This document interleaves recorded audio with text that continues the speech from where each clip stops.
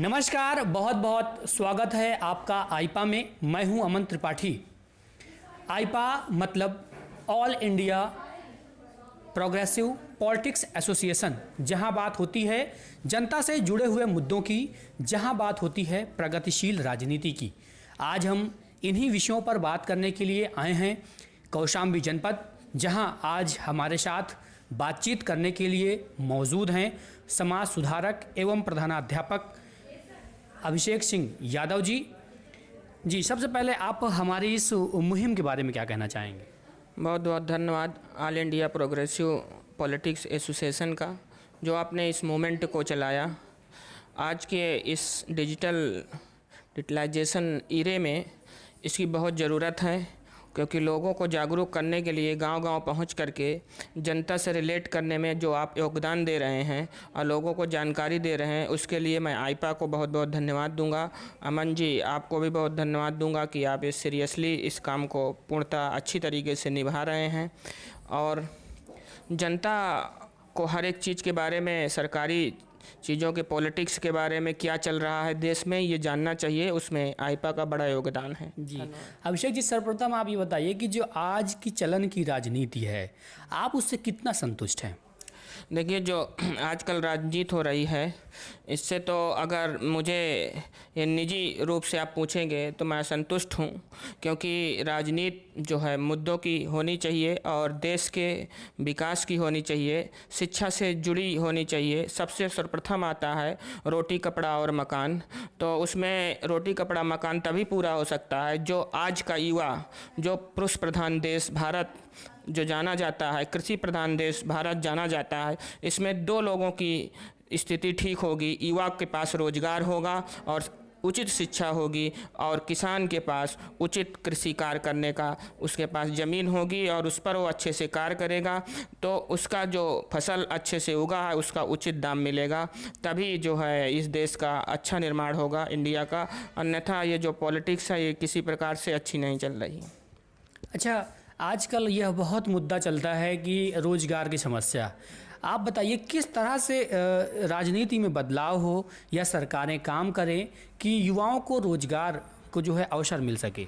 देखिए, आजकल जैसे बच्चे हैं सब आईटी कंप्यूटर सेक्टर में जा रहे हैं, तो सरकार को कम से कम जो है इसमें इनिशिएशन लेना चाहिए। सबसे पहले तो एजुकेशन का उचित प्रबंध करे सरकार, और उस पर जो उन्होंने तंत्र लगा के रखा है उस तंत्र को अच्छी तरीके से ध्यान दिया जाए।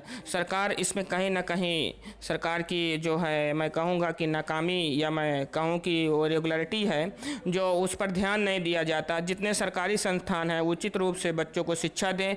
और रही बात रोजगार की, जब सरकार कृषि उत्पादक लगाएगी तब गाँव में भी रोजगार बढ़ेगा। जब सरकार जो है रोजगार लोगों को के लिए फैक्ट्री लगाएगी तब रोजगार बढ़ेगा। सड़क और ये सड़क बना देने से, बिजली पानी से रोजगार नहीं बढ़ेगा। हमारा युवा शिक्षित है, मैदान में घूम रहा है, उसके पास काम नहीं है। सरकार को ये निश्चित करना पड़ेगा कि उसके पास कोई काम हो। जिस लायक हमारा युवा है, जिस लायक देश के पुरुष हैं, उस लायक का जॉब उसके लिए सरकार को व्यवस्था करना पड़ेगा, और ये सरकार कर सकती है। इस काम को सरकार कर सकती है। हर जिले वाइज अगर फैक्ट्री लगाया जाए, हर जिले वाइज अगर कृषि व्यवस्था किया जाए और जिले वाइज मंडी लगाया जाए, तो शायद सभी को रोजगार मिल जाएगा और देश अच्छे से चलेगा और अपना देश फल फूलेगा। अभिषेक जी, एक आप प्रधानाध्यापक भी हैं, तो मैं आपसे यह पूछना चाहूँगा कि जो यह 5 साल की योगी जी की सरकार थी, शिक्षा क्षेत्र में आखिर सरकार ने कुछ काम किए हैं या नहीं किए हैं? एक्चुअली सरकार ने शिक्षा में, साक्षरता में, जो सरकार के पास स्कूल है उस पर व्यवस्था सुधारने का काम किया है। पर मैं इतना कहूँगा कि खाना और जूता से शिक्षा नहीं होती। सबसे जो बेसिक काम है वो अध्यापकों को शिक्षा का ही कार्य दिया जाए, ना कि उनसे अदर जो है टीकाकरण का कार्य करवाया जाए, ना उनसे अदर किसी प्रकार का कार्य करवाया जाए, क्योंकि वो उसमें बीएलओ का कार्य करते हैं, चुनाव आ जाता है, तो शिक्षा का कार्य छोड़ करके अध्यापक दूसरे कार्यों में बिजी रहते हैं, जिससे उचित रूप से शिक्षा नहीं मिल पाती। इसको अगर सुधारा जाए तो सरकारी स्कूल से भी बच्चे निकलकर आईएएस, पीसीएस, डॉक्टर, इंजीनियर, नेता बनेंगे जो देश को चलाएंगे। शिक्षा में सुधार की बहुत ज़रूरत है। अच्छा, मैं देखता हूँ कि आप ग्रामीण क्षेत्र से भी हैं, बिलोंग करते हैं, जाते रहते हैं। इन 5 सालों में ग्रामीण क्षेत्रों में कितना विकास हुआ है?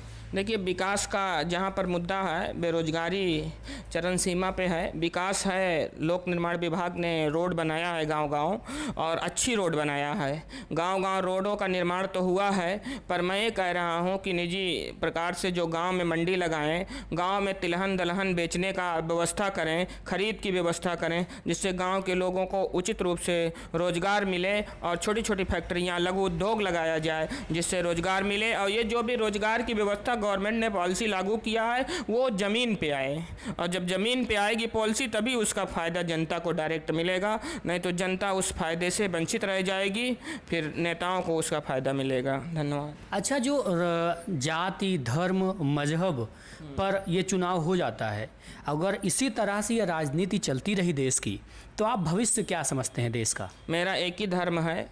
मैं समझता हूँ कि जो मानव है वो इंसानियत ही है। इंसानियत के धर्म पे चुनाव होना चाहिए।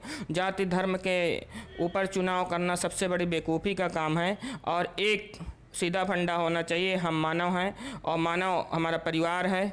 हमारे आसपास रहने वाले लोग जब खुश नहीं होंगे तो हम कैसे खुश होंगे, हमारा गांव कैसे खुश होगा, हमारा ज़िला कैसे खुश होगा, हमारा प्रदेश कैसे खुश होगा, और हमारा देश कैसे खुश होगा।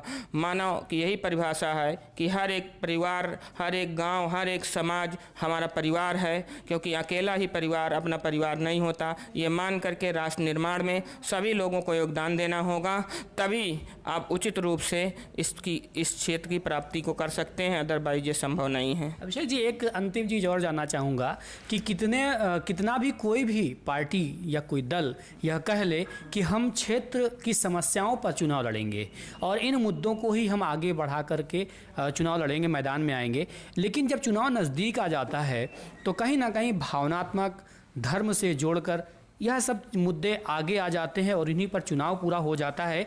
इसके पीछे आप किसको दोषी मानते हैं? देखिए, शिक्षा और विकास का मुद्दा होना चाहिए।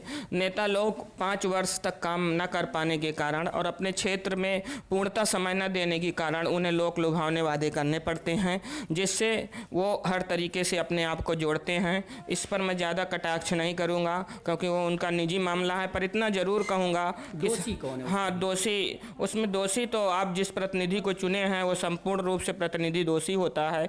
अगर आपने जनता आपको भी चुन करके भेजती है तो आपका दायित्व बनता है कि जनता के बीच रह करके आप उनकी कमियों को, उनकी बुराइयों को, उनकी समस्या को सुन करके सुलझाने का प्रयास करें। इसीलिए सदन में प्रतिनिधि भेजा जाता है, ग्राम में ग्राम प्रधान होता है, ब्लॉक में ब्लॉक प्रमुख होता है, जिले में जिला पंचायत अध्यक्ष होता है, विधानसभा में विधायक परिषद होता है, और सांसद में लोकसभा होता है। इतने प्रतिनिधियों को अगर मिल करके विकास करना हो तो एक जिले का संपूर्ण रूप से विकास हो जाएगा। इसमें दोषी प्रतिनिधि होता है।